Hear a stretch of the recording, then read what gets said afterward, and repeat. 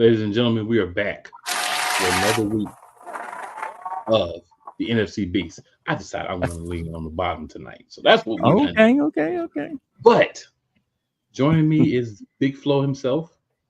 We have to have somebody to represent the Cowboys. They are in the division, so yeah, got to have somebody.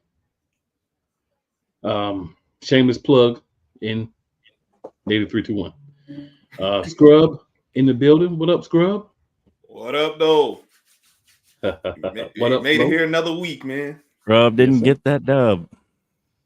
Hey, only two teams could win the division last week because two teams played each other and somebody got a bye. Bye. And we don't have, our Commanders representative was not able to make it this week, but that's okay. We'll hold it down for another member of the Beast because that's For what Mr. First Place. Mr. First Place for now. Mr. First Place. Is that what you call himself now? That is what he is calling himself for now. Wow. For now.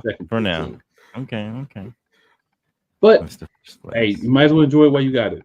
I mean, might as well. Yeah. Might as well. Considering they haven't had much to enjoy for so long.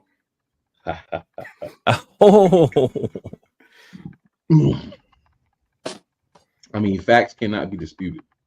So when you start when you as a fan start celebrating winning the division, that's all you need to say about that particular team.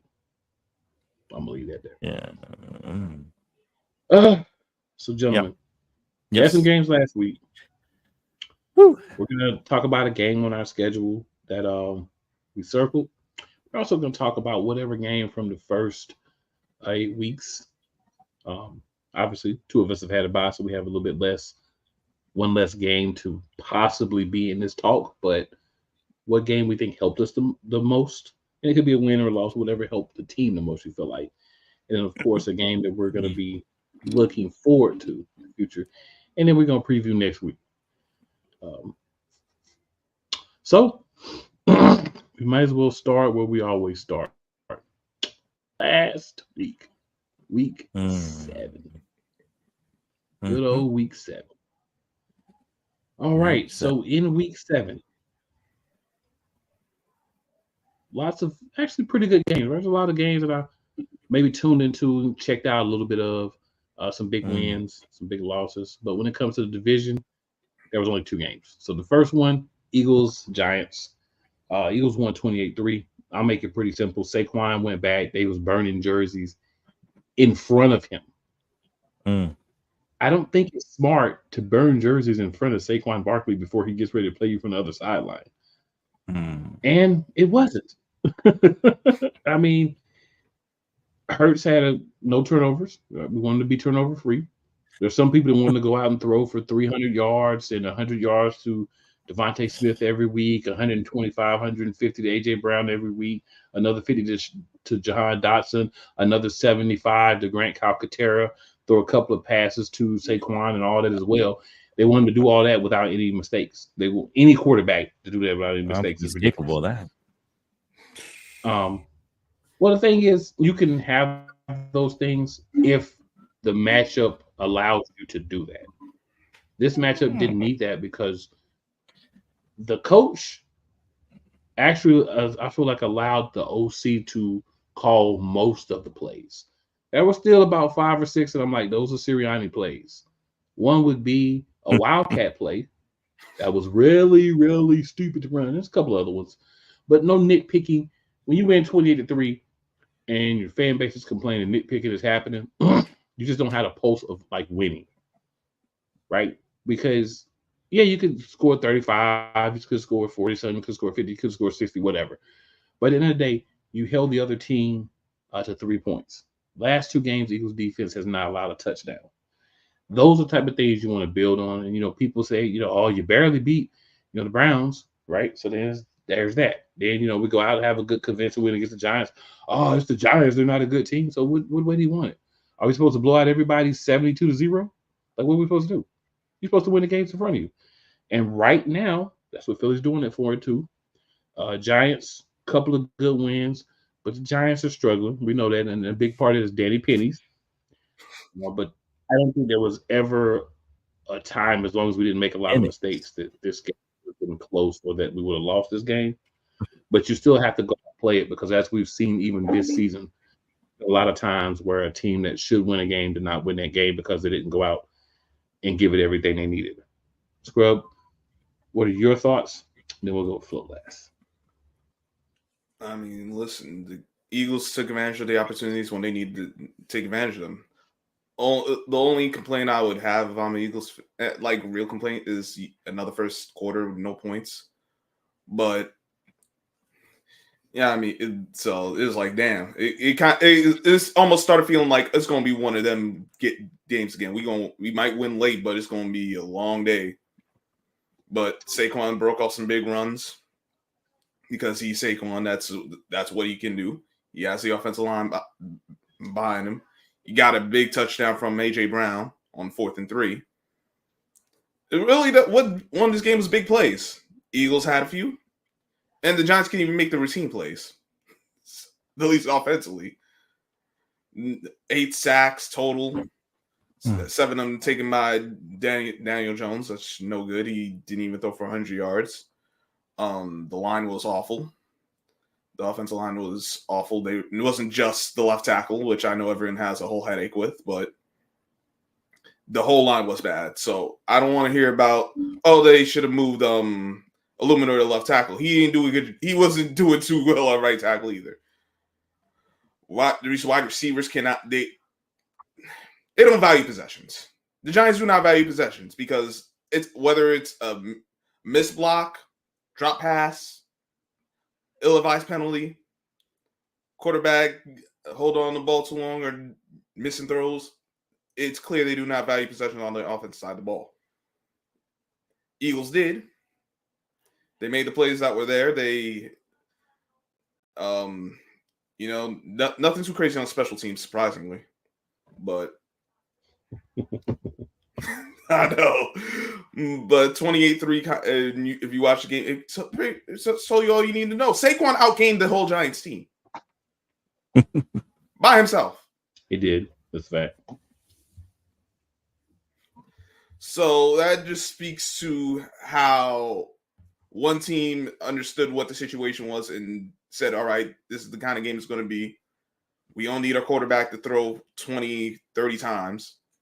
We're going to stick to this run game. It's going because even Gainwell had a good, solid game. 13 carries, 56 yards. I can't complain about that.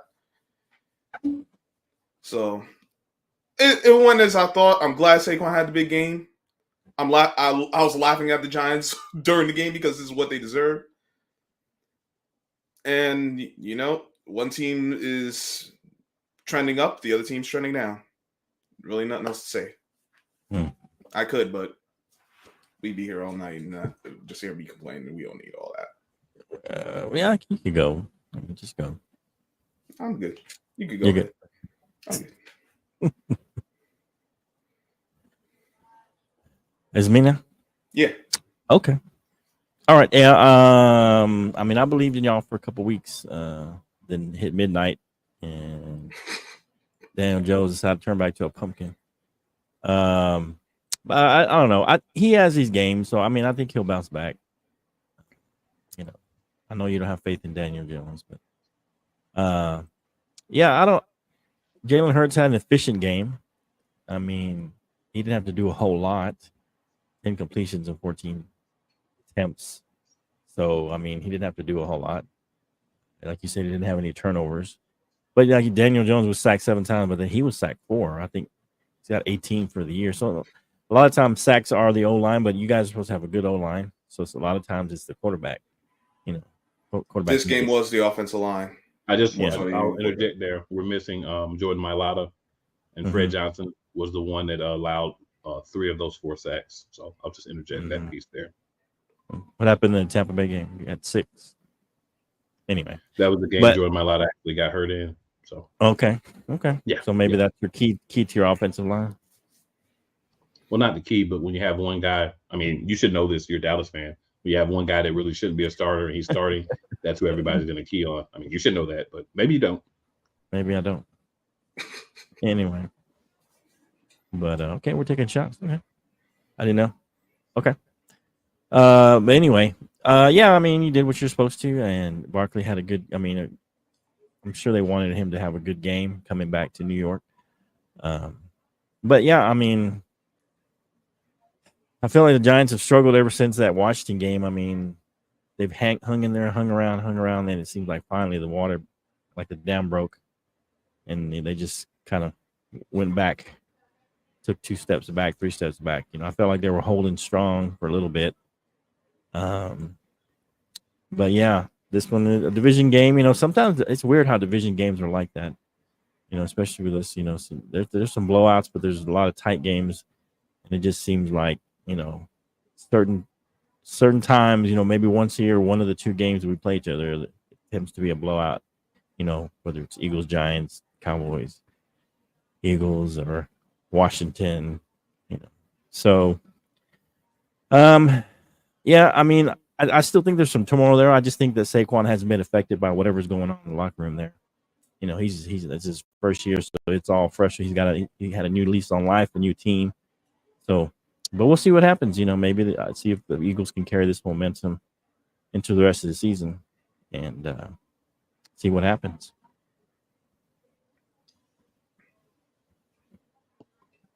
Fair enough.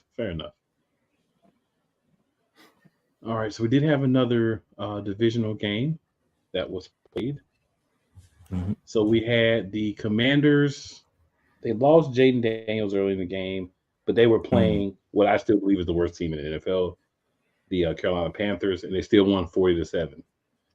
I do live in Charlotte, and the radio has been very blissful this week because there's been a lot of whining and lamenting on how bad the Panthers are. A lot of fans have been calling in the local radio saying, you know, we're just finding other things to do on Sunday now because there's no point in going to the game. There's no point in watching the game because we know what's going to happen. Yeah, it's really gotten pretty bad. Excuse me, but when you allow Marcus Mariota to put up 40 points on you, that's got to hurt, right? Like, that's got to hurt. I mean, he was our backup quarterback in Philadelphia last year, and he couldn't put up anything on anyone. So, yeah, it just speaks to how much better the Commanders are, even without Daniels, than the Panthers. So the Commanders are definitely a team to watch. I expected that from the preseason, so I'm not surprised that they are competing. I'm not surprised they're beating the team that they should beat, and they're hanging in with some of the teams that they're losing to as well. You know, they're playing really well. Big ups to Mariota for doing that in the game. I won't deny, you know, he did play great against them. It's just bad. And that's the thing that's happening to everyone that's playing the Panthers. So, bunny game for the Commanders. They did what they were supposed to do. I hope Jaden Daniels is able to play this weekend. He's questionable now. I'd love to see him in Chicago. You know, him and Caleb Williams go against each other, since that's what flexed us out of our 425 spot. So everybody wanted to see that. But if they don't see that game, piss on you, NFL, because you did it and you still didn't get what you wanted. I will laugh at you. But other than that, man, I think the Commanders had a great showing. A lot of guys got an opportunity to shine and make some big plays. You were playing a team that you should beat as bad as you did, and you went out and you didn't just win, you beat them. Flo, we'll go with you next, and then we'll let Scrub finish it up. Okay. Yeah. Well, just a note, you know, we never get flexed, by the way. Anyway, so yeah, I mean, the Commanders are doing what they're supposed to, beating up on them, and I mean, to me, my only question is this more system than it is Jaden Daniels? I'm not saying Jaden Daniels is not a good quarterback, but I'm saying, you know, if Marcus Mariota can score 40 points, and it wasn't all him, you know, throwing touchdowns left to right, but he played well. He's efficient as well. He had 2 touchdowns, no interceptions, 205 yards, you know, efficient. And he was able to run the offense. You know, they got a lot of leaned into the running game. I know Daniels had a few runs early before he got injured. So, you know, I don't know. Maybe this is Cliff Kingsbury's system is just well suited for what they're trying to do. And they just plug in Mariota and just have him do a few things he does well and just go with the system and you know, the schemes or whatever are the more the key to winning or to the offense of the Commanders than maybe James Daniels. James Daniels, maybe he's getting a little too much credit. Maybe, the coaching should get a little more credit, or the system itself. But that's neither here nor there. I mean, we'll see. We'll see what happens. But I'm just putting that out there that's a possibility, that it could just be the system is what's helping James Daniels more, just by seeing Mariota. We'll see if he plays another game and see if Mariota can have another good game. If he ends up being out, maybe that'll give us a little more information. But yeah, they did what they're supposed to, and leaning into the run game. I think they had over 200 yards running, I believe. So, yeah, very balanced offense, 200 passing, 200 running. So, yeah, I mean, they did what they're supposed to. They beat the Panthers. Like you said, I mean, they're in kind of a free fall. I mean, I know Scrub thinks the Giants are in free fall, but this is way worse than what the Giants are in. So, yeah, there's not a whole lot more you can say other than, they did what they're supposed to, even without their starting quarterback. So we'll see if that's more the system or if it's just, Mario just happened to have a good game. I like what you did about. I like the little shots you took there. I like that. You like that? Yeah, I got to sneak it in. I got one last time, so. Yeah, I mean, yeah, but when your team start tail falling, they start. That's not like the Cowboys never was flexed out in no games because they've been before. They don't do it often, but it's not like it hasn't ever happened. Okay. But that's for a different time. Not often, like you said, not often. Okay. Any case, to the Commanders, passing or rushing yards. Which one do you want to take away? Because you could take away one, you could literally drop them to 0. Either one, and they still outgained the Panthers. I can't do that with that. Andy Dalton throws 2 picks, including the pick 6 early on, which was really the end of the game at that point because it was like, bro, you're not a good team. You're taking on a team that's been scoring a lot of points. The last thing you can do is throw a pick 6. Yeah. Put your team behind the 8 ball. He did that. Commanders, like Cool said, this is the worst team in the NFL. They got a lot of injuries. You got a lot of guys that don't really fit together. At least in my opinion. I don't think the coaching staff is very good either. I think this is just a bad organization. And I think it really showed itself on Sunday. Commanders took advantage of what they were supposed to. Of course, you don't want to see your young franchise quarterback get hurt, but it's good to know that even with him going out, you got a guy who didn't do anything to hurt the team, at least in this game. Right.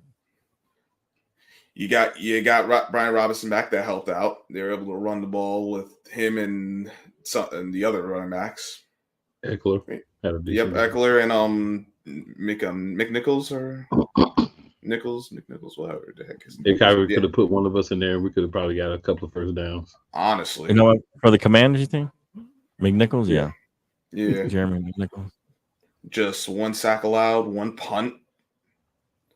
I mean, Mariota got 34 yards rushing. So I mean, everybody's getting in.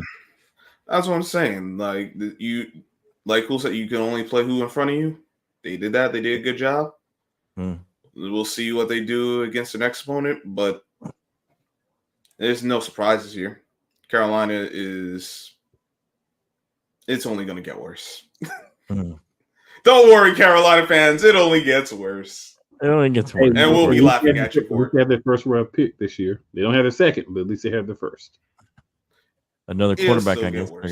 I mean, they should. I mean, they need a new. I mean, to be fair, is this the end of his career, or is this just he's just in a bad situation? I definitely think he's in a bad situation.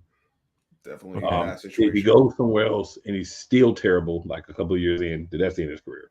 It's his second year. I mean, yeah, but that team is terrible. He's a couple years in. I mean, but he hasn't really shown anything. I mean, he hasn't really. We don't know exactly. We don't know what he is yet because Carolina is just so bad. They are really I mean, bad. but the Colts were terrible. I mean, Peyton, even the first year when he led the league in interceptions, you could see something. Yeah, but they had a plan at least. Yeah, they had I mean, he was. They were like 13. credible- I understand, but I mean, they were but like you- three and something. Three and. I understand, but at least you it have look. everything else, and you don't Yeah. have a quarterback. You put the quarterback in, and you're gonna get improvement. When you don't have anything and you don't have a quarterback, and then you put a quarterback in, you take him out, you put Andy Dalton in, it doesn't get any better. Andy Dalton won one game because people weren't prepared for how he looked in the Panthers offense. Now Yeah, he's just, I mean, if he's that guy, I think you're going to see some kind of flashes. I don't know. If you saw flashes. I mean, there've been some flashes. Okay. And some guys take I'm time. subject to them every week. There's some flashes, but I don't think it's enough for him to do it there with the level of talent that they have and the coach that they have. I think guys need to be in the right situation to really see. Then if he gets in the right situation and he can't get it done in a couple of years, then it is what it is. This is a bad situation, I think, for anybody to come into. Yeah, guys. Some guys take longer than others, and some guys need to be in the right situation to really flourish. No one flourish in Carolina, and at least with Peyton, they had a plan in India, so they knew how they wanted to go about it. They ain't got no plan in Carolina, as you see. They keep flipping. They keep flipping GMs and coaches. Yeah, how do you build anything like that? That's fair. So is this for? I mean, for Washington, I was going to say. I mean, is he out for sure, Jaden, or is he a game time decision? No, he's questionable, so he'll probably be game time. Game time. Yeah, it'll probably be game time, or they may announce it something tomorrow. But right now, he's questionable. Okay, he's just questionable. Yeah, he's questionable right now. I mean, as far as the Commanders go, I mean, just to finish up my thoughts on that a little bit, they really haven't beaten anybody. I guess you could say the Bengals, but everybody was beating the Bengals early, and it was a tight game. I mean, they lost to Tampa, and Tampa's probably going to be a playoff team. The other playoff team was to Baltimore. It was a close game, granted. I mean, they made it. It wasn't like they blew them out, but I mean, other than Cincinnati, they beat the Giants, they beat Arizona, they beat Cleveland, they beat Carolina. I mean, the schedule's about to get a little tougher. We're about to see if they're for real. You know what I mean? You got a frisky Bears team. They play the Giants again, but then they got the Steelers, Philly, Dallas.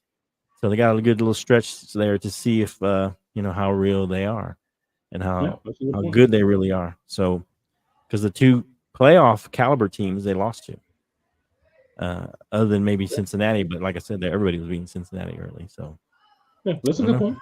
Yeah, that's a good point.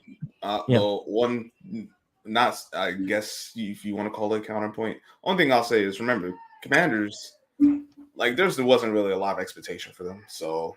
That's true. Them being at 5-2, like right now, and they're in a rebuild. So, like, of course, you want to see them do better against the playoff teams. But the fact that they even got the 5 wins to this point is like, all right, we're in the right direction, and that's what you want to see. You're not going to get it all in 1 year. Well, yeah, I'm not saying they're going in the right direction. I'm just saying, as far as their schedule, they haven't really beaten anybody. That's all I'm saying. Yeah, and most. Yeah, they get a chance to show us that they are who people most are making them out teams are going to beat the bad. Yeah. They're gonna play a more complete team this Sunday. Right. Yeah. So that's really what we're gonna, because either they tell with the team that's the games they won. Surprisingly, a more complete team. Yeah, surprisingly more.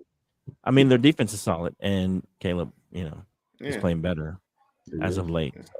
Yeah, and they haven't really played anybody either. If you look at their schedule. Yeah, but we knew the Bears' defense is legit. They got Bears' best defense. Yeah, and that's really where we're gonna.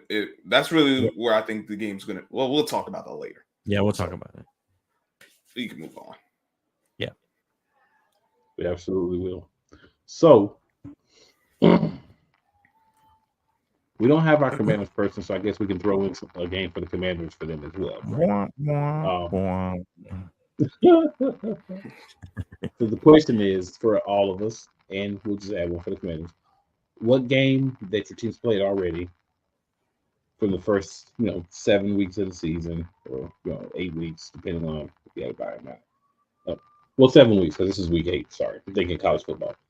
So, what game from the first 7 weeks do you think helped your team the most? Win or lose, just whatever you think helped your team, get better, or big win or a loss that you move from or whatever.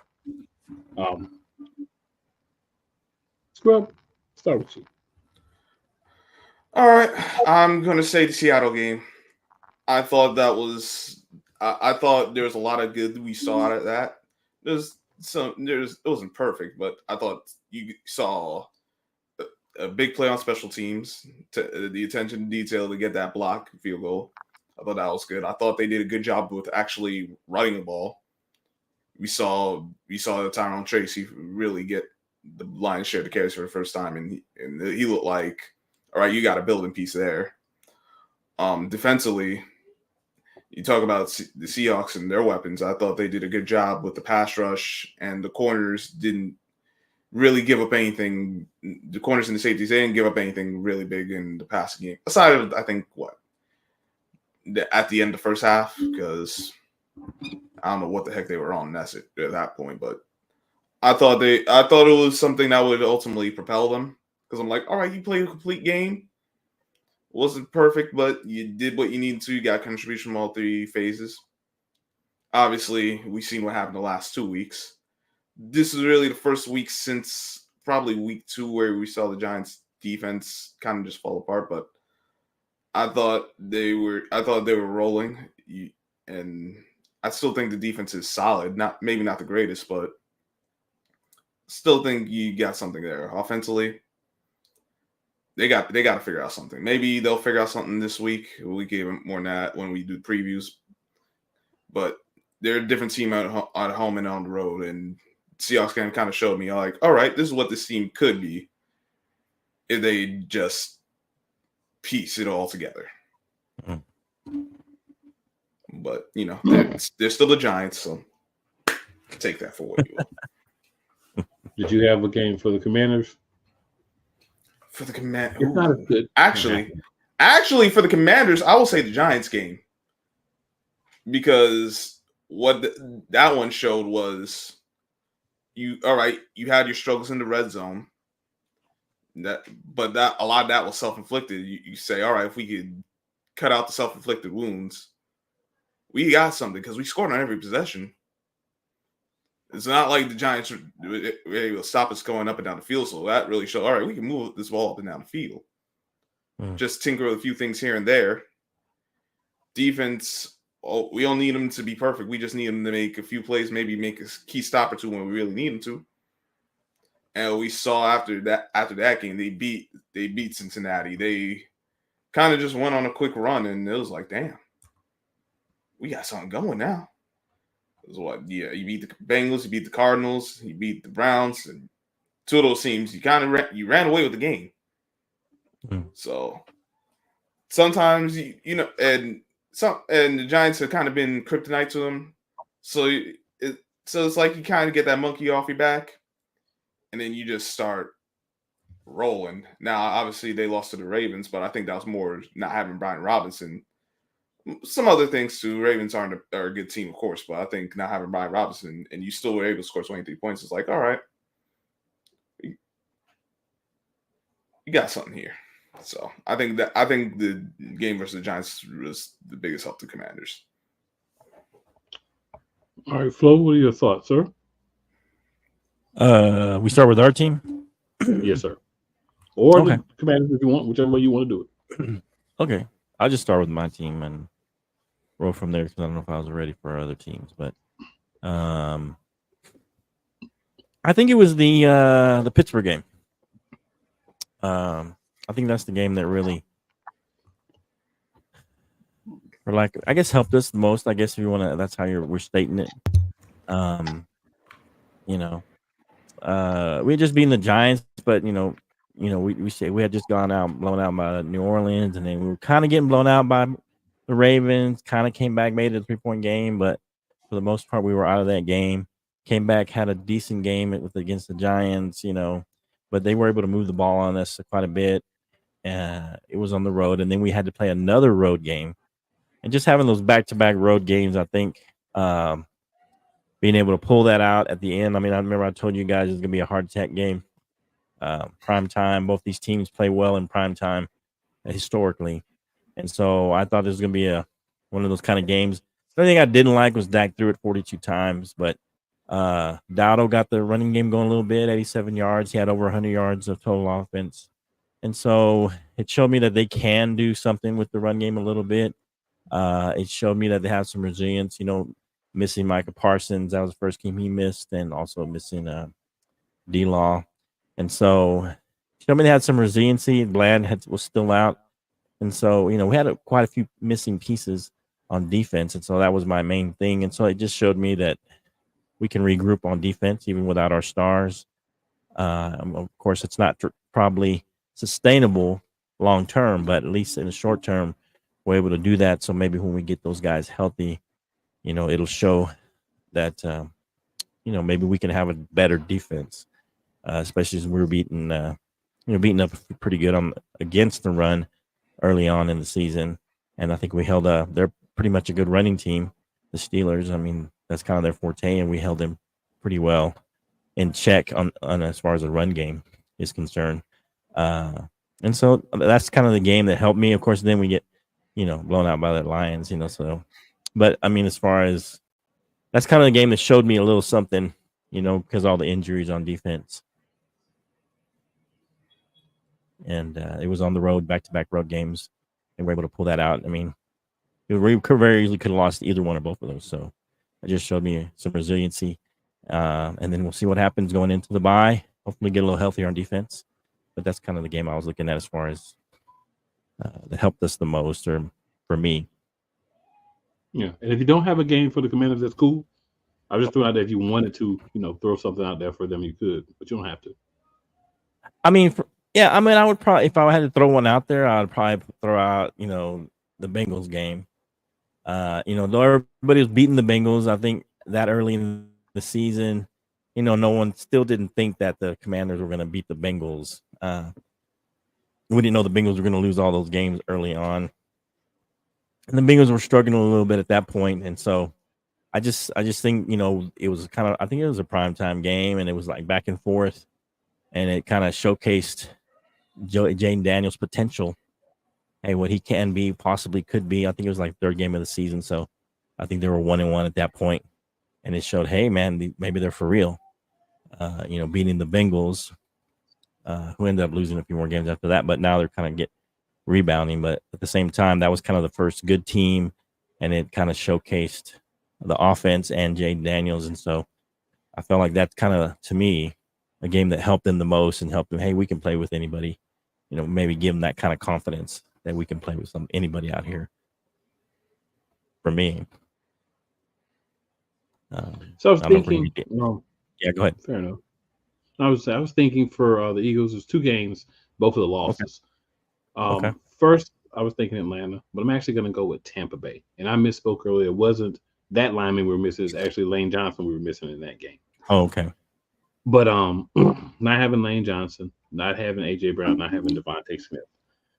What it taught us was that we have some work to do with getting other guys involved, right? Because you can't there will be games where you can take A.J. Brown out. There'll be games where you can take Devontae Smith out. There could be packages where one of those guys is in, the other guy is being double covered to make sure he's not able to make a play. So I think it helped offensively us learn, like, you got to depend on everybody. You got to be able to, and we're not 100% there yet, but it's okay. It's still a work in progress. We're still 7 weeks in, 6 games into a new system, another new system. So, there's work there to be done. Defensively, we went into the bye week understanding that we had to be different on defense. We made some changes. We got some of the older guys that weren't playing well out. Cooper DeJean has been a revelation since he came in. Now that he kind of understands everything, knows where to be. When Darius Slay gets hurt, every game that he gets hurt and misses plays or misses parts of the game, we've got Isaiah Rodgers, Eli Ricks, those guys that go in that can, play the position. You can do things differently with them. Slay's not the player he was 3-4 years ago. He's lost a step. He has. I mean, it's not that he can't cover, but I think leaving a guy that's lost a step or doesn't have the ability to be as fast as he was the entire game out there, the entire game, is a bad thing. But I think we've started to realize, okay, maybe we need to work at some of the other guys in. So, when that injury that's been happening like the last 3 games. Every game happens. There's somebody that's ready to come in that's kind of in the flow of the game. I also think it helped us to understand that Nick Sirianni it helped Nick Sirianni understand he has to take a step back. You brought in coordinators to coordinate. Let them do the job. If there's a time where you say, hey, maybe I want you to do a run play here, or the defense, you say, hey, I think maybe you guys should blitz here or whatever, and you want to throw that out there, and maybe the coordinator says, okay, I see that, or maybe the coordinator says, that's a stupid idea, we're not going to do it, right? But I think that's some of the things that game helped us with, is understanding that just because you don't have guys doesn't mean you go out there and lay down. There's several teams, Cowboys among them, 49ers, we could go through the league, that don't have some of their best players. When you don't have those guys, is the games where you learn a lot about yourself, either good or bad. We had a chance to adjust. For the most part, I've seen a lot of adjustments on the defensive side.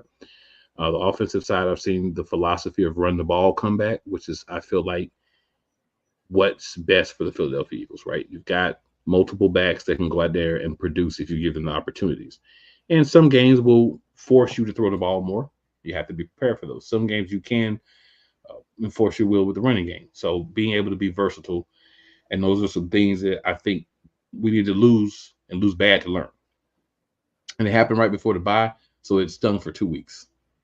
So thank you, Tampa Bay, for whooping our butts, actually. Thank you. And then for the Commanders, I'm going to go with the Ravens game, because they did lose the game, but they stuck with the Ravens, right? They were there. They were neck and neck. And I think, not to go into too many details, just, we don't have to go into too many details, but on the surface level, you watch the game. I did watch it. And you saw a team that said, yeah, we know that you're above us as far as talent, playing together, longevity, all these things, but we're not scared. Like, you're the Ravens. We know you're going to run the ball. You're going to do this. You're going to do that, but we're not scared. Right? And they hung with them. And when you can hang with a team that has aspirations of being in the AFC Championship game, the Super Bowl, and come out of that game even losing, feeling confident and good about yourselves, that's a win, especially for a team with a new head coach, a new quarterback, and a lot of young integral pieces. So I thought that was a good game for the Commanders. Now, we're not going to circle a game for the Commanders because their rep has to do that, and he's not here, so it is what it is. So Yep. I'll go first on this one. That's fair. That's fair. December 1st is a game I have circled. December 1st against the Baltimore Ravens. That is the game that I have circled. Just like the Commanders, and just like everybody else, we've got to play the Baltimore this year. Baltimore is a running dynamo. Baltimore will teach you if you can stop the run or not. Baltimore will teach you if you can tackle, because if you can't tackle, they will run for 300 yards on you. So I think it's a big game for us. We have a couple more weeks to get there, so we've got some time to work on the things that we're lacking in. We've got time they should be sliding a couple hours of film in against Baltimore every week just to kind of get some ideas. But there are other games, right? Against the Cowboys, you could say those games because they might be very pivotal to the division. The Commanders might be pivotal. But I think that game is physicality uncensored. And I want to see how we hold up in that game. I want to see the depth. I want to see if some of these guys that have been out getting sacks and tackling, doing all those things. Let's see how you do that against Lamar and King Henry, that big dude. So I think it'll be fun. Mark Andrews, a tight end that's used like a wide receiver a lot. So a lot of different things will go into that game. But I think that'll be a pivotal game in the season for the Philadelphia Eagles. And that's definitely circling on my calendar, December 1st.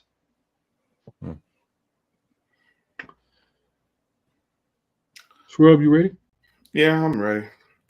I'm looking at November 3rd against the Commanders. Don't sound so enthusiastic. Listen, I think that will be the Daniel Jones' last chance. Okay. Hey. Which one? Which game? November 3rd against Commanders. Okay. Because he's had success against Commanders, they're probably gonna give him one more shot over there. Okay. If they don't fix these home demons, I think that's it for him. I think they're gonna bench him and that'll be the end. of his tenure as the starting quarterback in New York, and I will be happy because I'm tired of this guy. I know what he is and what he isn't. I wish him the best elsewhere. I never thought it was a good contract to give him. They gave him the contract. It's hasn't been good ever since for him or the team. I mean, it's the last year. You have to. I mean, you can get out of it after this. Yeah, year, that's what I'm saying. We can get out of it this year. Now that's if he stays healthy. If he gets injured, right? Exactly. So I think that'll be it. They'll pull him, and we can call it. And we can call it. Cross your fingers. Exactly. Now, obviously, if they win, we'll be stuck with him. And well, go Danny. Go Danny. Like, listen, I expect the Giants to be losing games regardless of which quarterback's in. I just want the Danny Dubs era to be over. In Dallas, we call him Danny Dubs. Gives us a lot of W's. This is a man I've dubbed as Danny Hold the L Jones because that's all he does is hold the L. Bruh. So Danny Dubs, giving us another dub. I mean, that's what I'm looking at. Like, I could pick a few other games for the team overall. I just think I just want this to be the last time I see Daniel Jones. Me personally. So then, what do you do? I mean, just stink next year and then get a quarterback, or what? I mean, because you're not going to. If you win 5 or 6 games, you're not going to get a top quarterback. That's the Giants' MO anyway. They're probably not going to get a top quarterback. Even if they do, they're probably going to pick the wrong guy regardless. I mean, if you tank from here on out. But the Giants don't tank well. Let's not pretend like they really do. They don't. So I'm not even going into that mindset because I know what they are. This you end up like you know how 8 many and games 9, 7 and 10, and I don't think they're going to win that many games, but they have a tendency to win games they're quote unquote not supposed to.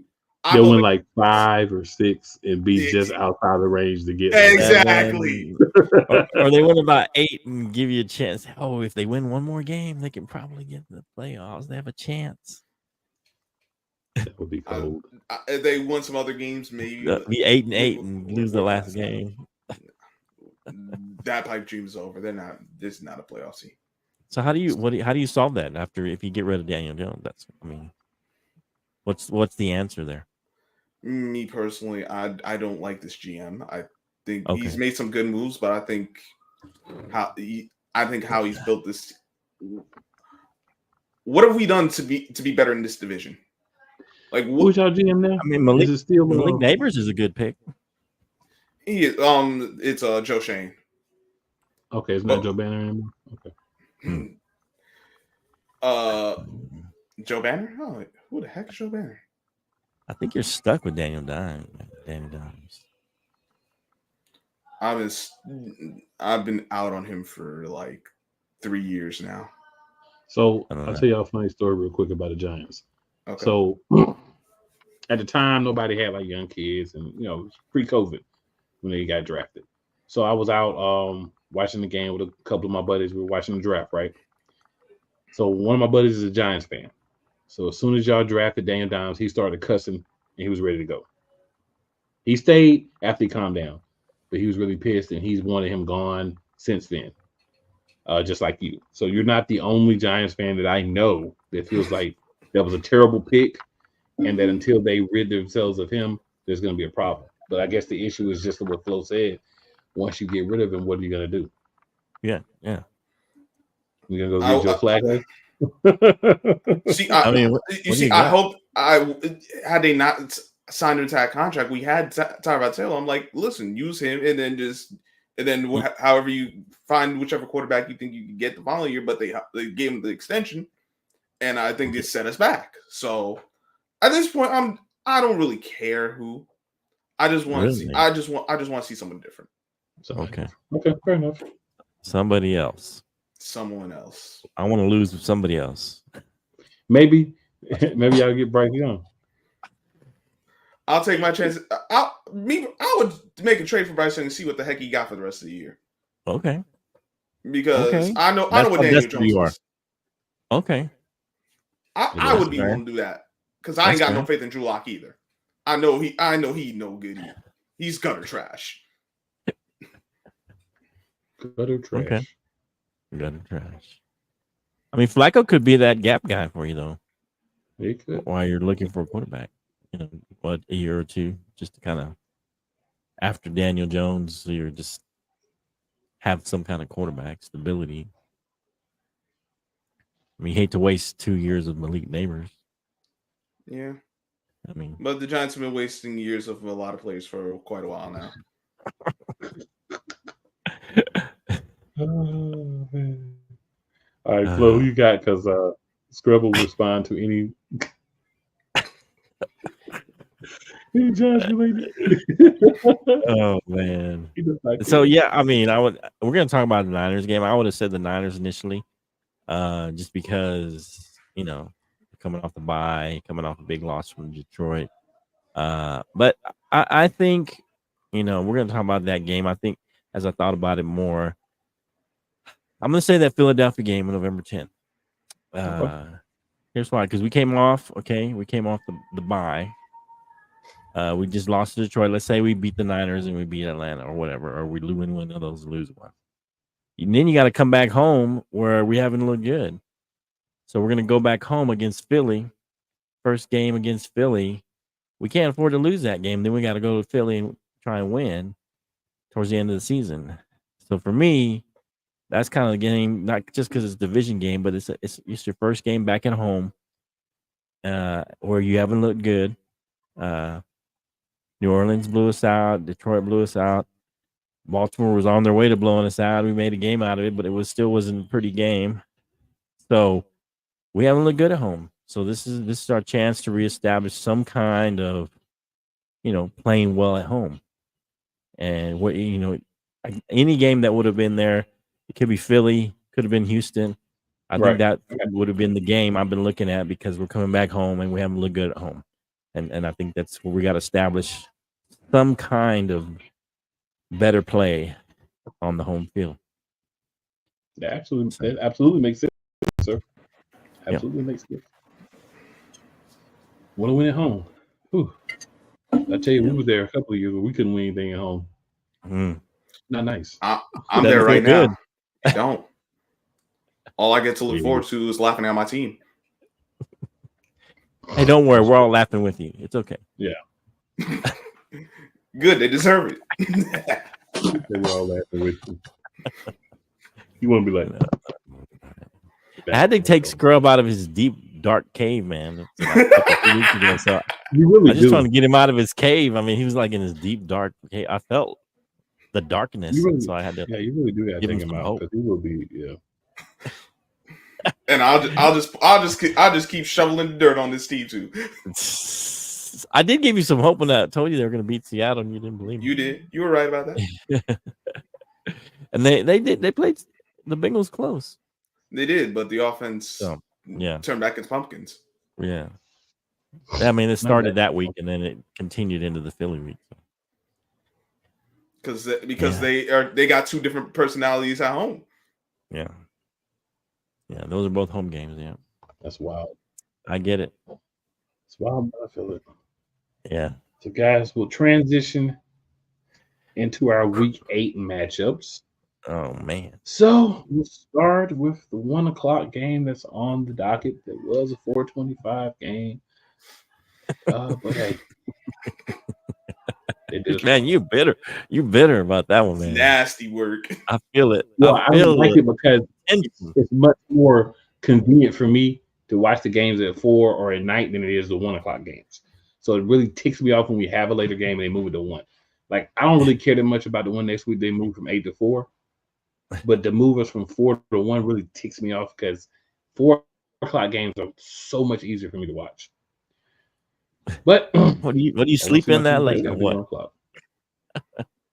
Nah, church and different things on Sunday. Oh, okay, just those 1 o'clock. Yeah, it's hard to get in. So, yep, 4-2 Eagles at the 3-4 Bengals, and we're traveling, of course, to Cincinnati, place where we don't win a lot. But I'll go last. Flo will start with you, and then Scrub and I'll go last. Yeah. This is a tough one. I mean, the Eagles have looked better, to be fair. They looked a little better. I still think there's some turmoil in the locker room. I think just Saquon hasn't been affected by that yet since he's new to the team. He's been the best, the bright spot on your team on offense, to be fair. Even the last game, I mean, he was, like I said, Jalen Hurts was efficient. He only had 10 completions though. So I think there's still something there.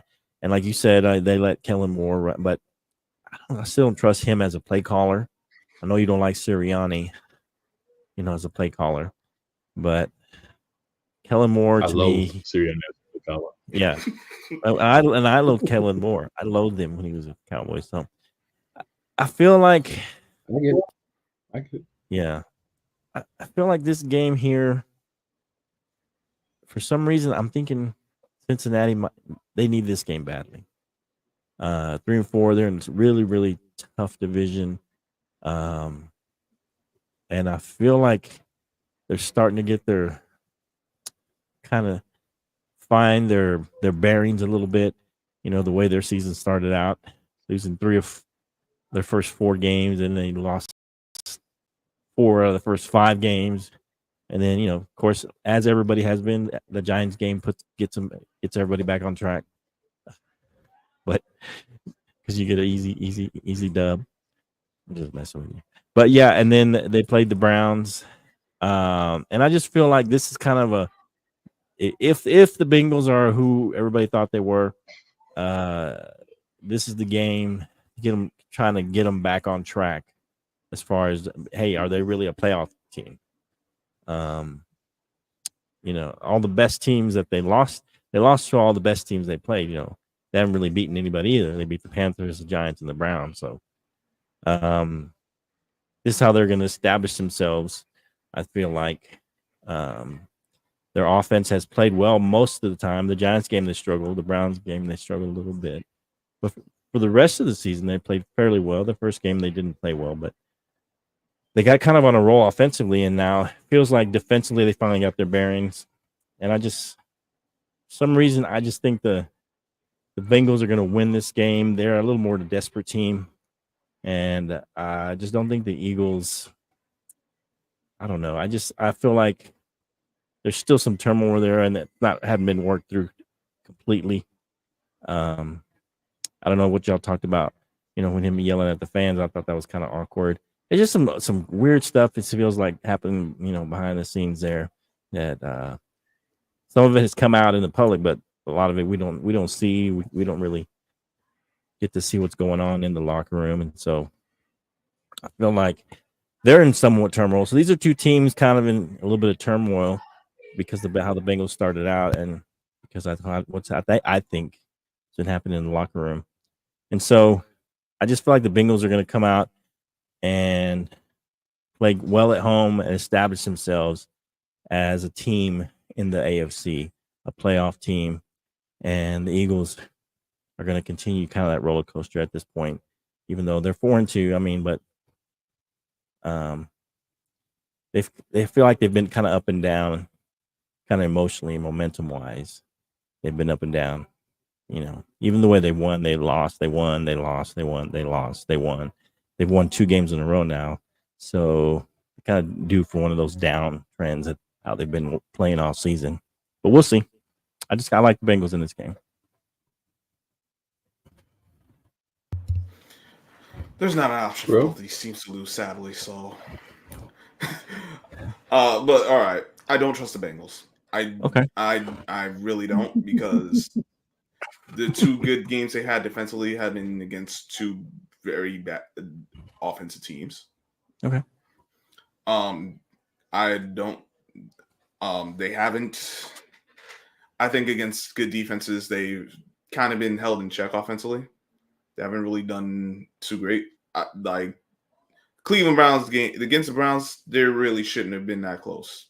I thought there's opportunity they didn't take advantage of. Not to mention, Browns they're a struggling team. You got the win, cool, but I just don't like how they're playing. I think they're fool's gold. I thought they were going to miss the playoffs. Thought they were going to be finish last place in the division, miss the playoffs. I still think that. I think the Eagles are going to go in there, run the ball, get some big plays in the passing game. And I know Joe Burrow's held it down. He hasn't had a lot of turnovers, which is good, but I think that pass rush is going to get after that offensive line, and that'll make the difference in what the Bengals do as far as scoring points. I think the Eagles win. I'll say 27-17. I just don't. Bengals still can't run the ball really anyway. I mean, maybe they'll have some success against the Eagles, but I don't see it. I don't trust no Ohio team anyway. Yeah. Interesting thing. Joe Burrow played a big Fangio defense one other time. He was held to, I think, 129 yards. He had 29 yards, I believe, to Jamar Chase, and I believe T. Higgins had 26. So looking at this earlier, the biggest thing for me is the play on the field looks better. Doesn't matter who you're playing against, but the play on the field looks better.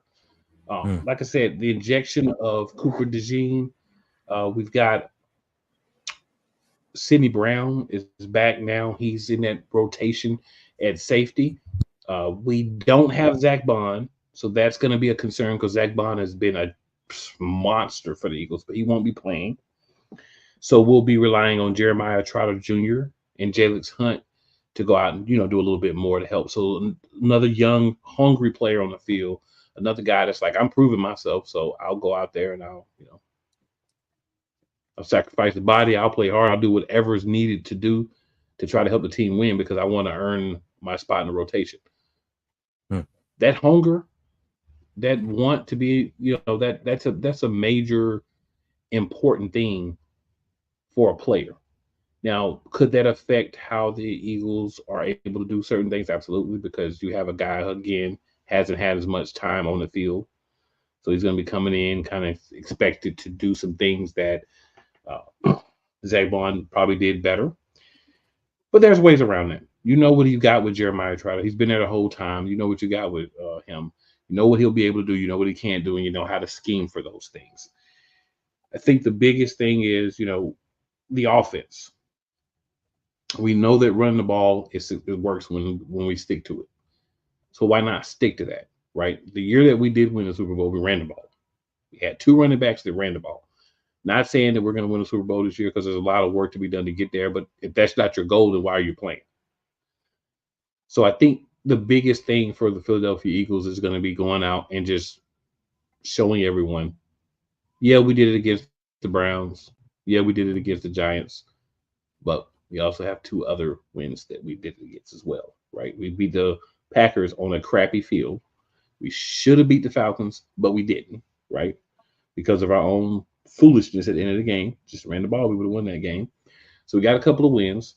Got one bad loss and one loss that really should be a win. You learn lessons throughout the year. Sometimes people that are not involved say like, oh, there's this, there's that happening. And sometimes there is. And sometimes it's just a bunch of guys getting used to each other. 2/3 of the defense is new. So a lot of those guys, if you're going to go with the route of there's, turmoil and guys who are new, they just haven't been part of it yet. Think about Quinyon Mitchell. He's new. You think about CJ GJ. He was there before, but he wasn't there last year. So he's technically new back. You think about Zach Bond, pretty much the whole linebacking core except for Nakobe Dean is new. You think about Cooper DeJean, new. So a lot of the guys that are playing on the defensive side were not part of the team last year. They weren't part of that embarrassing team that just gave up defensively. So I'm glad those guys are gone because honestly, guys that are going to play like that probably don't really want anyway. But I think the value in this game for the Philadelphia Eagles is going to be the opportunity to show people. We're not an organization that wants you to promote us and say, yeah, the Eagles are going to win. The Eagles are great. The Eagles are this. We've always been an organization that's like, no one likes us. And that's okay. You don't have to like us. Whether you like us or not, it's not going to affect us winning the game. It's what we do on the field. So the only thing about it is dog mentality. Going out there and saying, I don't care if it's Cincinnati, I don't care if it's Dallas, I don't care if it's the Commanders, I don't care who it is, I don't care if it's the Ravens. Even though I'm looking at that and saying, as a fan, that's a game I'm looking at. But I don't care who it is. We're here to win games. And if you're here to stop us from winning games, then we have a problem. And the way we solve that problem is beat your ass and win the game. That's what we got to do. This is a week to do that. It won't silence the critics because it doesn't matter if we win the next 7 games in a row. The critics will still say the same thing. The people that support them will still say the same thing. But you start out one game at a time. Cincinnati, it's time for you to feel the burn. My thoughts, good people. All right. So did you have something you wanted to add there, sir? No, I'm just saying. I mean, if you won the next 7 games, I don't think people would be acting that way. No, they would. We're bowl bound, so I don't know what that's about. But if you win the next 7 games, people ain't be questioning. Because they're not blowout wins, and Jalen Hurts doesn't throw for 350 yards. Because if you win the next 7 games, you beat Washington, you beat the Bengals, you beat Dallas, Jalen, you beat the Rams, you beat Baltimore. I mean, come on. If you win the next 7 games, they're not going to question you. They'll be like, hey, they're going to be the still question us. Top. They'll be one of the top teams in the NFC. Not the Eagles. Yeah. It's not how it works for us, sir. Maybe it might be how it works for y'all, but it's not quite how it works for us. Yeah. I mean, maybe internally you're doing that, but I don't know. I mean, I don't know who you're saying they're still going to question you. I don't know who you are. I'm trying to figure out who. Well, I guess you. It'll be the same people who question us now because they'll still say, "Oh, Jalen Hurts hasn't threw for 500 yards. He hasn't done this. He hasn't done that." And this and that. There'll still be things. Those are just stating facts. Well, it's not necessarily stating facts when there's a lot of presumption built into it. Because one of the things is if you're not asked to throw the ball but 25 times, then unless you're bombing the ball down the field the whole time, you're not going to have a 300-yard game. But the thing about the NFL, the goal is to win.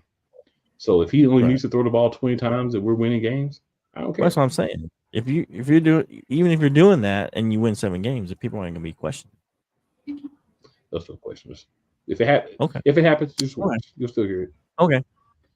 We'll see. I just don't think you're gonna win 7 games. You know? Well, I mean, but if you did it, I don't think they'd be questioning you. Considering the teams you're beating, and then you got Carolina coming in the 8th game, you quite possibly want to win 8 in a row if you did at that point. And so, anyway, that's just me. I understand what you're saying. I don't think people would be questioning you. 7-game winning streak, 8-game winning streak. Well, you never know. You might win 7 and lose to the Panthers. That's the crazy part about the NFL. Yeah, I don't win 7 in a row, lose to the Panthers. Yeah, I mean, at that point, I would question it. Definitely, I don't think you would lose to the Panthers, winning 7 in a row. But like you said, anything can happen. But at that point, no. Maybe the Steelers the next week, or one of the next 3 games, but we'll see. Anything is possible, sir. But 7 games is a long way away. Exactly. A lot could happen in the next 7 games. So the next game on the schedule is the 4-2 Bears at the 5-2 Commanders.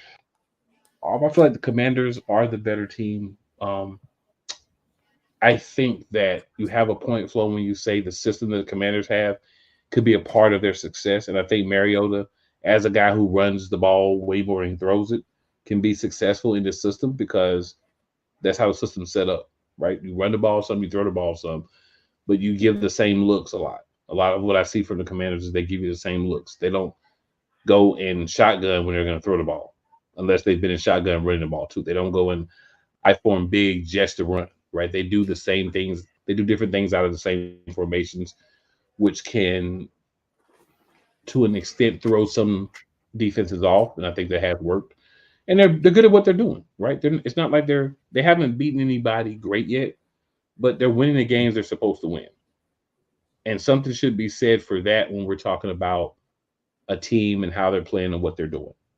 Do the Bears have a chance to win this game? Absolutely, because their defense has been playing really good behind Caleb Williams. Caleb Williams had an amazing game against a bad defense in London, right? And that's what you're supposed to do. You go out and you beat the better teams, the teams that you're better than. And Caleb Williams, at least in that game, did show a lot of life, did show the ability to make throws. Could that part of that be who he was playing? Absolutely. But then you think about the difference in time, right? Because they're playing an early morning game for us, but it was a later game there because of the time difference. So that could affect, how they both played in that game as well. So I'd say the Bears have a chance to win a game. I wouldn't say, Commanders are going to dog walk them, but I think the Commanders are going to find a way to win this game, with or without, Jaden Daniels, just because they're playing really well.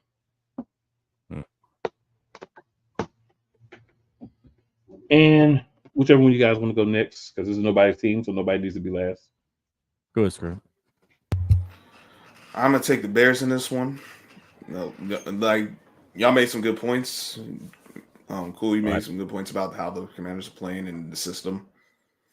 But I have more confidence in the Bears defense, and I still don't really have confidence in the Commanders. I know the front's fine, but I don't trust that secondary.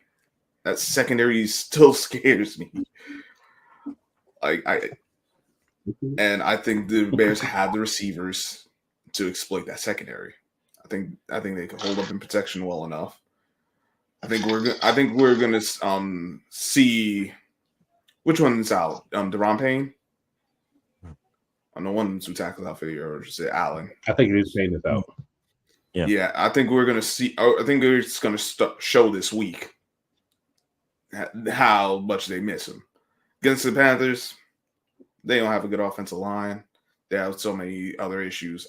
They weren't gonna exploit it. I think the Bears can and will exploit it.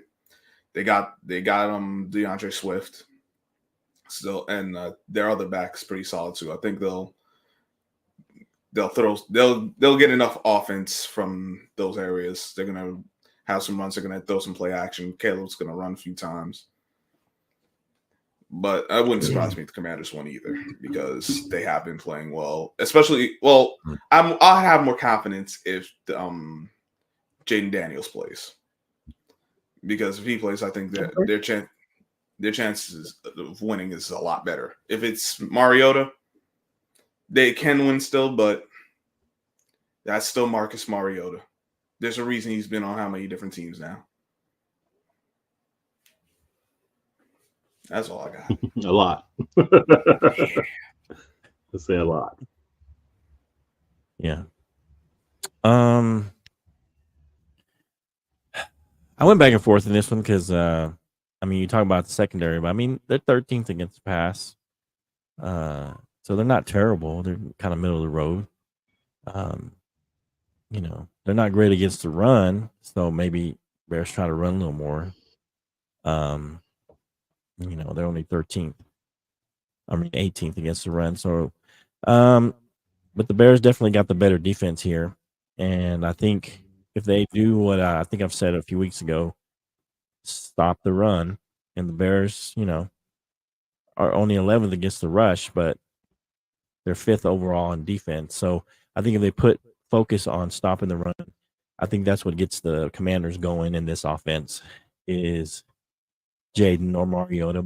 I think Jaden's going to end up playing. Now I look at some of these reports, but Jaden's going to – I think he'll run a little. He won't run as much because he's a little banged up, but I think he's still going to try and run it a few times. And that's how they, get their offense going is through the run. That's how the Commanders kind of they run so they can pass later, and that's more of their offense. They're third in rushing overall. So make Jaden be a passer. Make him be in those third and longs. I've said this since early on. Make him be more of a passer. Make him beat you with his arm. If he does, then fine. That's what I say. Don't let them be as balanced as they've been when they've gone on these kind of this win streak, so to speak, and then they've looked good all season. Is that people have not stopped the run, and they focus. They don't. They keep them off balance, keep teams off balance. By running, passing, and they haven't relied on Jaden Daniels' arm. I think that's where they should force the Commanders, is to make him beat you with his arm.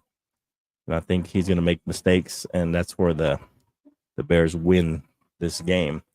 And I'm ultimately picking the Bears. I think it'll be a close game, though. The Bears haven't really played anybody either. I mean, the last few wins, I think, who'd they play? The Jaguars and the Panthers or something? I don't remember. Yeah, they just played they beat the Jaguars and the Panthers, so they haven't played anybody in a couple of weeks. But the defense has been pretty solid, and maybe that's part of why their defense is good. They haven't played anybody. They haven't played like a top tier offense. They played the Rams, but they've been banged up. They were banged up for a while. The Texans aren't really doing anything on offense. Colts, not a great offense. So that could be, a little bit of a paper tiger, their defense, but we'll see what happens. I think Caleb's starting to get some confidence, and I think that's important for a young quarterback, and he's starting to play better. And I just have a feeling they're going to pull this one off. And I think the Bears defense will hold up just enough, and this will be a close game, but I think the Bears edge it out late.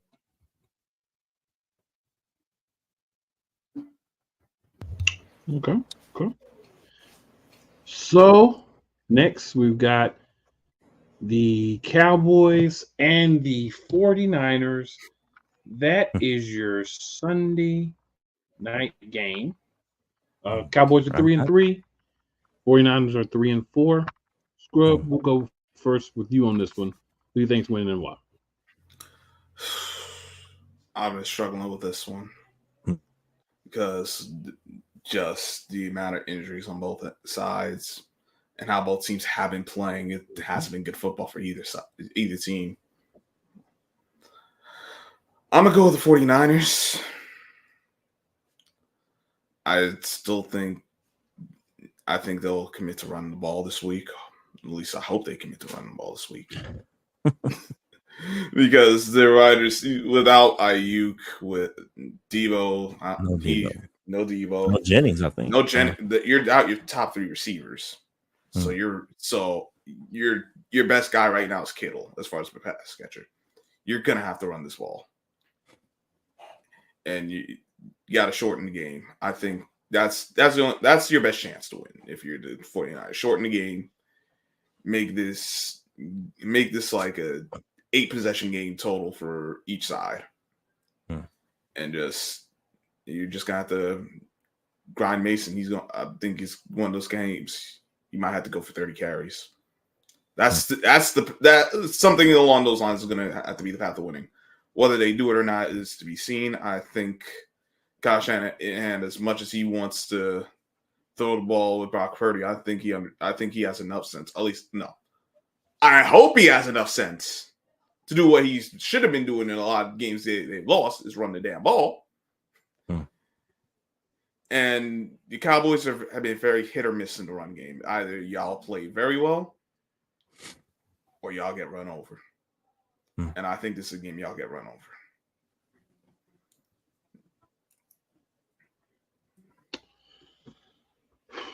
So these are two teams I talked about earlier. They both have injuries. The Cowboys have more defensive injuries than the 49ers do. The Cowboys have had issues, running the ball in most games. They were able to run the ball against Pittsburgh, but for the most part, they've had some issues running the ball. So throwing the ball, that would make you have to throw the ball unless you're able to establish the run game, which is based on what I've seen so far. You're probably going to have to do a lot of what you do through the air, which is going to make Dak more prone to a turnover or two. You're throwing the ball 40 plus times, you're more likely to get an interception, right? It's just common logic. But Brock Purdy doesn't have Ayuk for sure. They've had no Debo at practice, but when you have pneumonia, yeah, Debo's been at practice. He's questionable now. He's not guaranteed out, so he may play. But even if he doesn't play, then you're doing like what Pearsall. They probably sign somebody or bring somebody from the practice squad. It's going to be a big game, of course, for their tight end in this situation. I think the running game is going to be the difference. I do think the 49ers are going to be able to run the ball. They've shown that they can put a lot of different guys back there and maybe not have some of the games they've had against some other teams where you've got like Jordan Mason just going off, but maybe be able to put enough out there to help control the clock, wear down the already kind of thin Dallas defense. So I think the 49ers will win, and Dallas has to get that monkey of the 49ers off their back. I don't think they'll be able to do it this time, but I think this will be a much closer game because I think the lack of available talent for both teams is going to make this game closer. Um, but I do ultimately think San Francisco will secure the victory.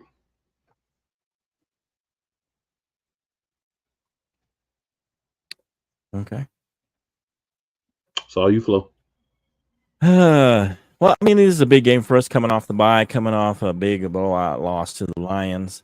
So this is a big game for us, I believe. And I think that, like you said, the defense is banged up. I don't think Micah's going to come back. At the laws, it was on IR, so he's still got another week or so, I believe. And then I thought Deron Bland was going to come back in. I'm not sure he's not going to play yet. He may have one more week or so. So yeah, and then we lost Hendricks, I believe, as well. So, which was probably one of our best pickups in the free agency, so to speak.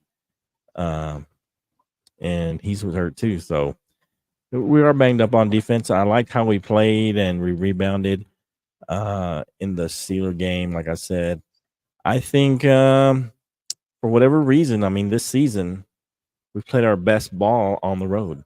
We played our best ball and we played Cleveland. 2 bad home losses. Played good at the Giants. Played good at Steelers. Bad home loss. Bye week. We go on the road. And I feel like we're going to have a better game. I mean, we just, for whatever reason this season, we played better on the road. We won all our road games and we looked better on the road. And so, you know, we got that home. I think right now at this point, it's a home win bug for whatever reason. So we go on these 2 road games. I think we'll win both of them. At the very least, I think we win this game against the Niners. Like you said, they're banged up on offense. I don't necessarily trust Brock Purdy. The 2 games they lost recently, he threw 3 interceptions and 2 interceptions when he haven't had his top, skill players. And so I think he's going to give us a few picks. And I think we try and be more balanced on offense and really force that run game. And that's the thing. I don't know why we don't do that, but we tend to try and force the run and lean more into the run game, even though it hasn't been a great run game. We are a little more balanced on the road for whatever reason. We don't tend to throw it a bunch of times as much, and we tend to play better, on the road. And what I was going to say, when we talked about the game that helped us, Tolbert had the game-winning reception in that Pittsburgh game. So he showed that he can come up big when he needs to. And I think that was big for us and gave him some confidence, in a hostile environment. It's not easy to win in Pittsburgh. So I think we come out because they're banged up on offense. It kind of balances things out, and we're banged up on defense. It'll probably be a close game, and I just feel like we're gonna pull this one out by the skin of our teeth. Another one where I lose some more hair and get some more gray hair, and I'm at the end screaming and hollering, trying to win this game, and I hate these games because they're always close. Another primetime game, so I just feel we're gonna pull this one out, edge it out.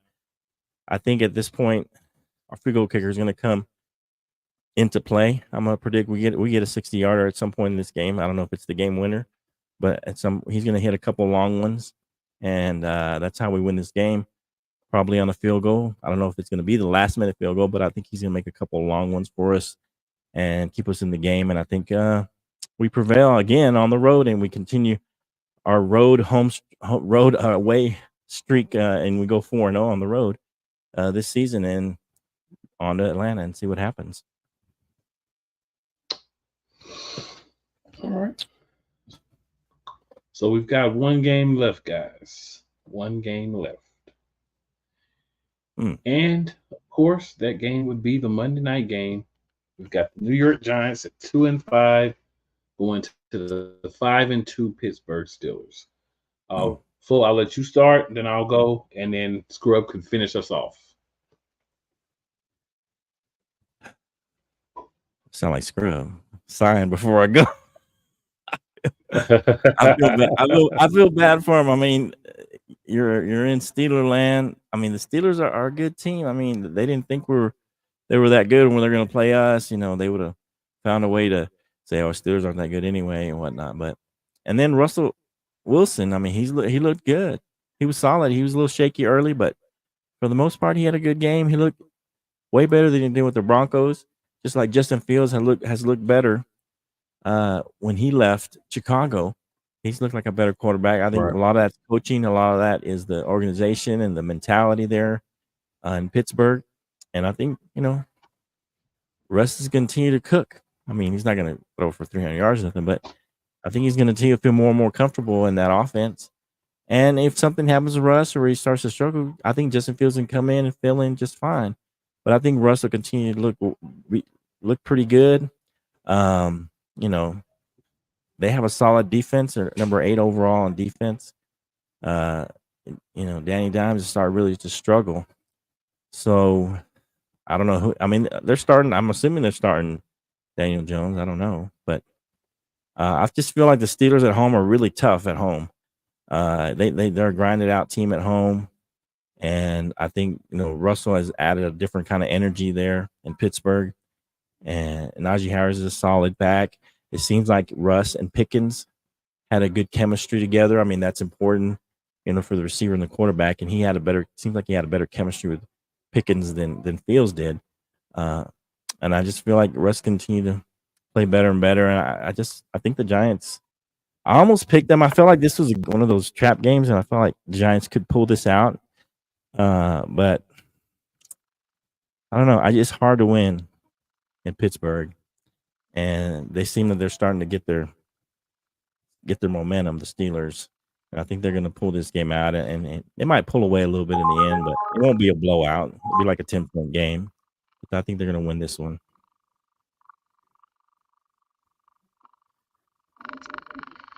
So my book is still in on Russ. He did look good in that game. But again, I think the first game that anybody's back and they haven't played, especially in a new offense, I think you kind of look good because you don't have any film on what they're going to be able to do with that weapons in that offense. And Najee Harris had a monster game, which helps out. So what? I said they have 15 years of film on Russ. I hear you. 15 years of film on Russ. Yeah, but they got as you said yourself, this is the new team. So let's not forget, a quarterback can look really good or really bad in a different team with a different setup with a different coordinator. You don't have any film of him playing in Pittsburgh with that team. So you can go back and look at other film, but he may not do those things. He's probably not going to sit back there and run around and wait for a guy to get open. He's not going to be as bad as he was at Denver because Denver is another team that was a cluster club. Bo Nix looks like he might be a guy that can at least make them respectable. But I think that you have to get that film of him with the weapons, with that line, what they're going to do with him, how his cadence is going, all those things in that particular situation. You didn't have that. So they were always going to probably look better than what he'll normally look like. But the question is, what is that? So we'll find that out, this game, next couple of games will tell us if Russ is really going to be the guy for the rest of the season for them or not. One thing about the Giants that we can all agree upon is the secondary will give up some plays. So this may be another week where he looks a little bit more towards the great side and not the mean of what we'll get from Russ when he plays. But I think that Najee Harris can have a good day. That's, I think, very important to the success of that team is getting the running game going with Najee Harris. And, of course, the other backs as well. Because it doesn't have to be just one guy. This is not a one-back league anymore. You always have a second guy no matter what you do. The second guy is always going to get, take some of that away, take some of those carries. The passing game. If Russ can stay turnover free, if he can, make the right reads, throw, and not fall back into some of the bad habits, we'll say, that he had with Denver. then I think they have a good. I think the Steelers should be able to win this game pretty convincingly.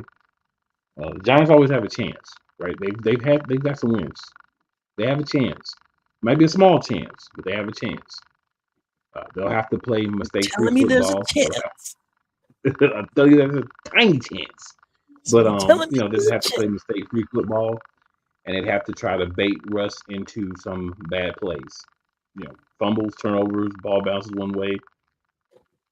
Maybe one injury away on the offensive line from the line not being as good as it is at holding up for him. I'm not saying it's great, but at least it's giving them some time.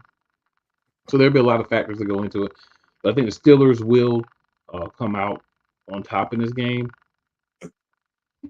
But maybe the Giants give us some signs of all that buildup. I think the Steelers are going to go. Yeah, I think the Steelers are going to win the game. You sound like you were fixing to go Giants the way he was talking. Sometimes you gotta make it questionable. Got to make Scrub feel good. You got to sell it a little bit. Yeah, sell it. Okay. Sell it. You got to talk about both sides. You can't just talk about one. You got to talk about both sides. Nah, all right, Scrub, what you got for us, man? All right, so let's see. The Giants, they still don't know I don't know who they're gonna put at left tackle.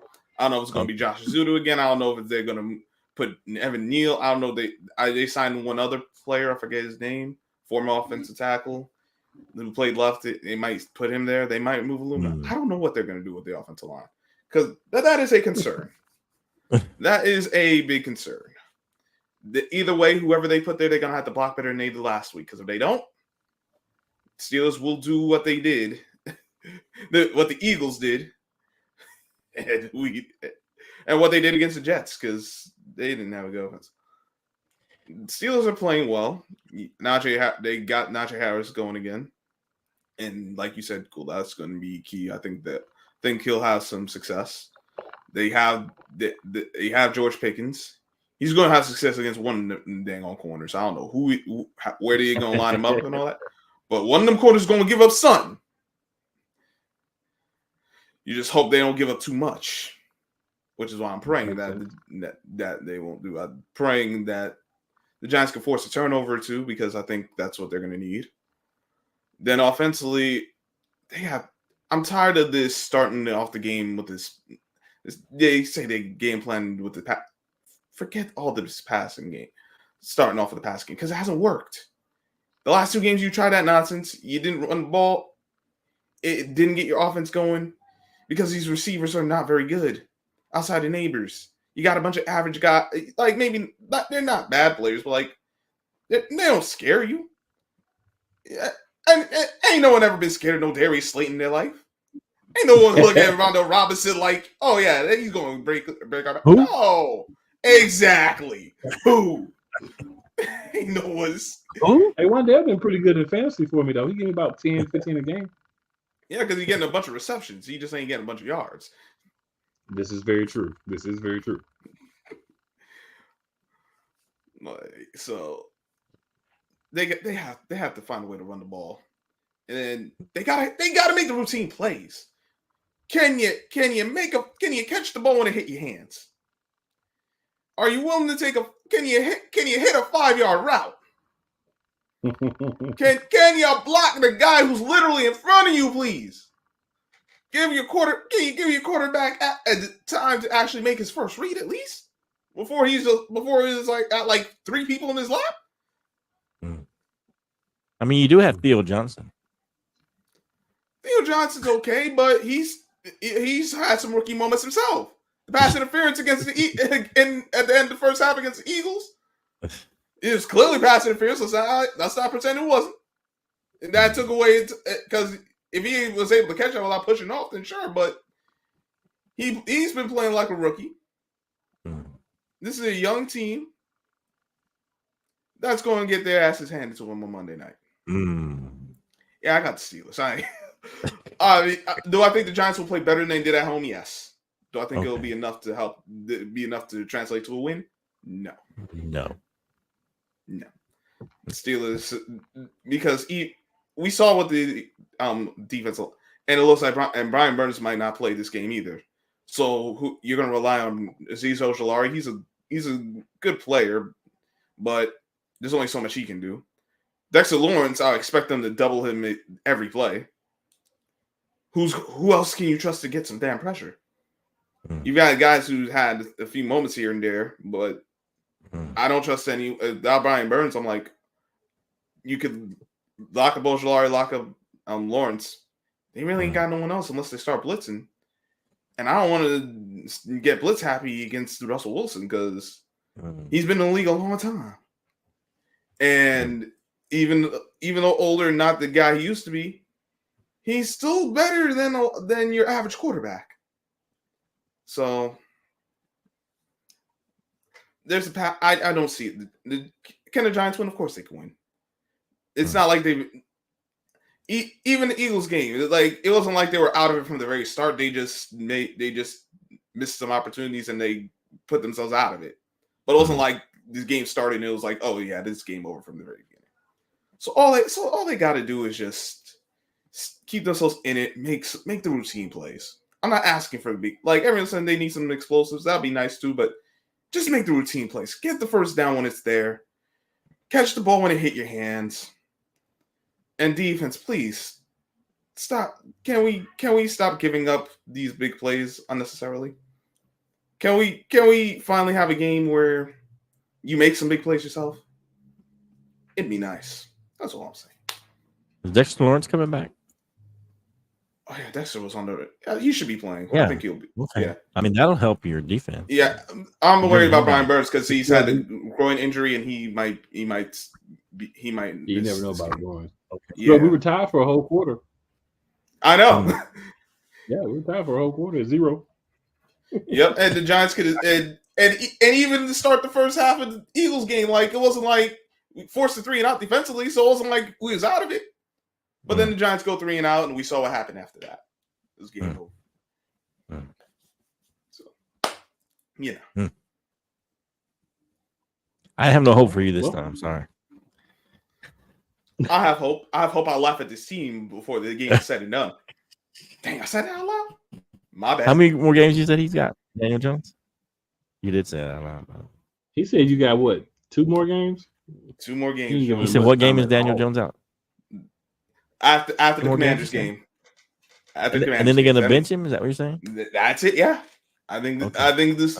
I'm hoping this will be the last we see of Daniel Jones as a starter, and not because of injury. So what if y'all win those 2 games? Then you're stuck. Yeah, we stuck with him. You win those 2 If games. we win, we're stuck with him. So Come on, Danny Dimes, baby. Let's go. Go, baby. Danny Dubs, as we call him in Dallas. Let's go. Woo. All right. Where we at? Cool. I don't have much to say after that. Okay. I'll just say it was fun. Any last thoughts, guys, before we get up out of here? Any last thoughts? You got anything, bro? Yeah. Make sure you laugh at your nearest New York team this Sunday or Monday. Depending on what Laugh? they play. Did you say laugh? Laugh at them. Well. Yeah, I mean, whoever playing football, your local New York, the nearest New York team, make sure you laugh at them when you see them on the football field. Yeah. Yeah, I mean, if it works out the way I wanted to, and I didn't necessarily work it out this way, when I call these games, Washington be 5-3, Philadelphia will be 4-3, we'll be 4-3, so we'll be right there in the mix. We just got to take care of when we come back home. So,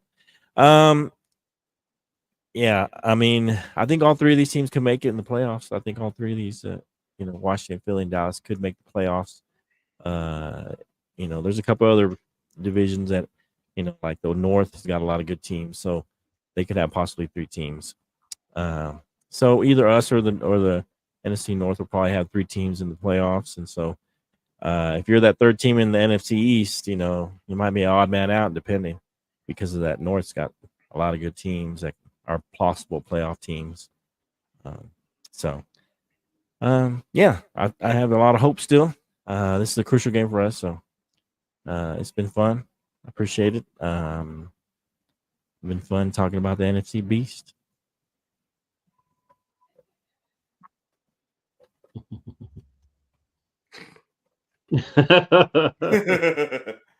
Catch us on the Bottom Line Sports, and catch us on the Let's Talk Sports Network, Sunday Surge, Sunday evenings, in between the late games and Sunday Night Football. Me, Canteen, Hot Take Jake, and Omar, the sports professor, will be bringing your NFL recap on Sunday, the Sunday Surge, as I like to call it. Around 5:30, I guess, be 6:30 Central, 7:30, right in that little hour space before Sunday Night Football. Check us out. Well, I'm not going to go into all the places that you can check me out because, that's a lot. But if you do Mondays and Fridays, Monday at 6:30 p.m., Friday at 7:30 p.m. at Real Play Calls. Mondays, Monarchs of Wrestling, talking all things professional wrestling, TNA, AEW, WWE. Friday, we're just talking sports, right? What's happening in the world of sports. Wednesdays, 8:30 p.m. Eagles Elite, baby, at Eagles Elite Podcast on YouTube. After this weekend, we'll have another dub. We'll be closer to the goal. We've been behind for a minute. We had to buy first. We lost a couple of games. Had those type of things going on. But hey, everything comes around. And I'm excited for the division for the rest of the season because I think we all have opportunities to win. I think we do have the opportunity to get 3 teams in, but it's just whatever we do week by week. Well, I said 3 team getting in. Except the Giants. One team getting in is whoever wins this division. We all have except one team. Yeah, we'll have at least 2 in. We'll have 2 in because the South. Yeah, we'll the only team that's left in the South is the Falcons because the. The Bucks they could have Godwin and Evans. Tampa Bay's going to lose this game to Atlanta again, so they're going to be 2 games back of Atlanta, and they lost Chris Godwin for the year, so they're not the same as they were either. So I think good opportunity to get at least 2, possibly 3 teams in. It's just a matter of what everybody does. We still got a lot of games to play against each other, so at least 7. We control our own destinies, really. Right? You go out and you win the games you're supposed to win against your division opponents. You beat your division opponents, you win a division. You lose a lot of those games, you may not make the playoffs. So it's going to be how we show up. It's right in front of you. Every week. Right in front of you. Right in front of you. Yeah. But Cincinnati, we coming for you. Oh, okay. Scrub, no. If I was on my show, what I would do, but we're not going to do. Right. I'll just say, as always, make sure you tell 4 people that you think are your friends. They may or may not actually like you. And 4 people don't like you to check out the NFC Beast and all the wonderful places that you can see the NFC Beast. And it's never where you start. It's always where you finish. One of us really likes to throw their logo up. I'm not going to do that, right? I'm not going to do that. Don't do it. I'll do it. Because you know why? We're going to throw it up on Sunday. Okay. We're going to stomp on it on Sunday. Stomp them. Go stomp them. All right, good people. We're out. We will check y'all out next week. Appreciate you, Flo. Appreciate you, Scrub. Right. Shout out to Sam, who wasn't able to make it tonight. Shout out to Couch Coach, who we should have back next week for his possibly still number 1. No, I'm just kidding. For his, as of now, number 1 Commanders. We'll say as of now. And we out. Go Bengals.